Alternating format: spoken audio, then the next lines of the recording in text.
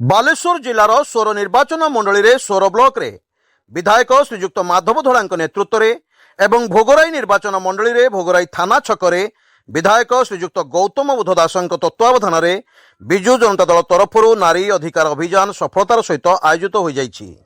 ମହିଳାଙ୍କର 33% ସଂରକ୍ଷଣ, ନାରୀ ସୁରକ୍ଷା ଓ ବଢ଼ୁଥିବା ନାରୀ ନିର୍ଯାତନା ବିରୁଦ୍ଧରେ ଏହି ପ୍ରତିବାଦର ସଭା ଅନୁଷ୍ଠିତ ହୋଇଥିଲା। ମହାମହିମ ରାଷ୍ଟ୍ରପତିଙ୍କ ଉଦ୍ଦେଶ୍ୟରେ ସ୍ମାରକ ପତ୍ର ମଧ୍ୟ ପ୍ରଦାନ କରାଗଲା।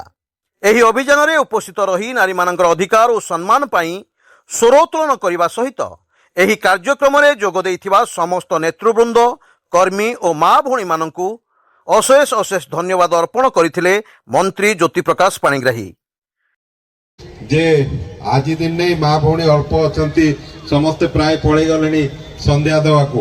ମତେ କିଏ ଚିହ୍ନନ୍ତୁ ନ ଚିହ୍ନନ୍ତୁ, ଜିଲ୍ଲାର ଗୋଟେ ପଟେ ଏଠି ଆନ୍ଦୋଳନର ମାଟି, ଏଠି ଗଦାଧରଗିରି ଥିଲେ, ସେଠି ଶିମୁଳିଆରେ ସେଠି ଥିଲେ ପରଶୁରାମ ପାଣିଗ୍ରାହୀ।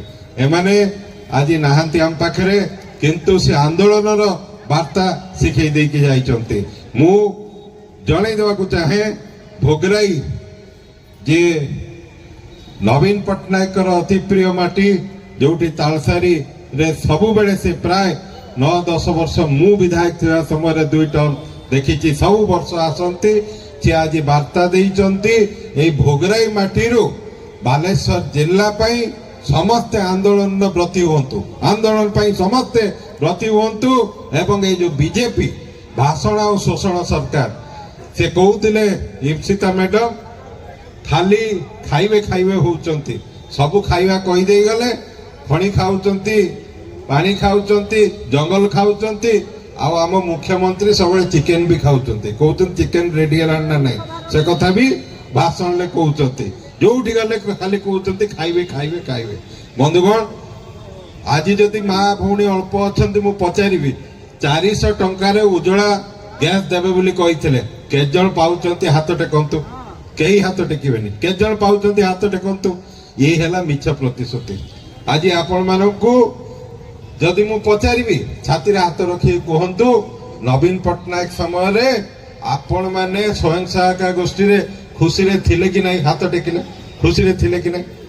ମା ମାନେ ଖୁସିରେ ଥିଲେ, ଆହୁରି ସମସ୍ତେ ଥିଲେ ହାତ ଟେକିଥାନ୍ତେ।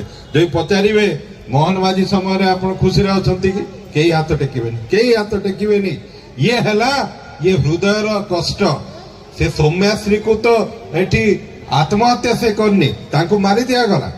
ତଥାପି ଆଜି ଆମେ ଲଢେଇ ଜାରି ରଖିଛୁ ମାର ସୁରକ୍ଷା ପାଇଁ, ମାର ଯୋଉ ସଂରକ୍ଷଣ ବ୍ୟବସ୍ଥା ପାଇଁ, ମା ଭଉଣୀ ମାନଙ୍କ ପାଇଁ ଯୋଉ 33% ସଂରକ୍ଷଣ, ଇଏ ମିଛରେ ବିଭିନ୍ନ କଥା କହି ଲୋକଙ୍କୁ ବିଭ୍ରାନ୍ତି କରୁଛନ୍ତି। ଯୋଉ ଭଳିଆ କହିଥିଲେ 14 ମସିହା ଆଗରୁ ବାହାର ସେ କାଲାଧନ ଲାଏंगे, 15 लाख घर में देंगे, କିଏ କହିଥିଲେ? କିଏ କହିଥିଲେ? ନରେନ୍ଦ୍ର ମୋଦି, ବିଜେପି ଦଳର ନେତା, ମାନ୍ୟବର ପ୍ରଧାନମନ୍ତ୍ରୀ। ସିଏ ବି ଗୋଟେ ଜୁମଲା ବାହାରିଲା। ତେଣୁ ସେ ଭାରତୀୟ ଜୁମଲା ପାର୍ଟି, ଭାରତୀୟ ଯାତ୍ରା ପାର୍ଟି, ସେମାନେ ସବୁ ମିଛ କହିବା ପାଇଁ ସେମାନଙ୍କୁ ଟ୍ରେନିଂ ମୂଳରୁ ଦିଆହେଇଛି ଯେ ମିଛ କେତେ ସ୍ତରରେ କହିପାରିବ।